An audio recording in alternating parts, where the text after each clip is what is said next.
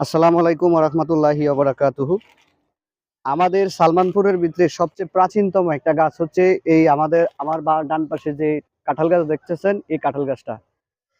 এই কাঁঠাল গাছটার বয়স মিনিমাম 150 থেকে 200 বছর হবে। কারণ আমাদের এরিয়ার আমাদের শামসুল হক যেটা এবং কি রশিদ যেটা আরো যারা যারা বয়োজ্যেষ্ঠ লোক আছেন, প্রবীণ লোকেরা, তাদের থেকে শুনছি ওনারা ছোটকাল থেকে এই গাছটারে এরকমই দেখছে। তাইলে এরকম যদি দেখে আমরাও এই গাছটা এইভাবেই দেখছি। তো এইটার বয়স যারা 100 বছর 80 বছর তারাও বলছে এই গাছটা এইভাবে দেখছে। তাই এই গাছটার আনুমানিক বয়স ধরা হয় প্রায় 100 থেকে 150 বছর, মিনিমাম তো 150 বছর হবেই। তো আমরা আমাদের এই জাদুঘরের ফরেস্ট অফিসের শালবনের ভিতরে এই গাছটার অবস্থান।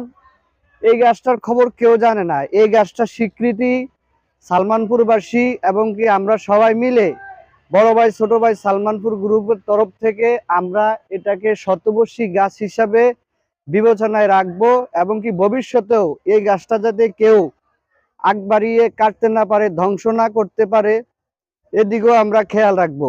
তো আমরা বিগত সময়গুলো অনেক সময় দেখি এখান থেকে মানুষ ইয়ে করে, এই যে এই একটা মরা গাছ, এটা একটু দেখান।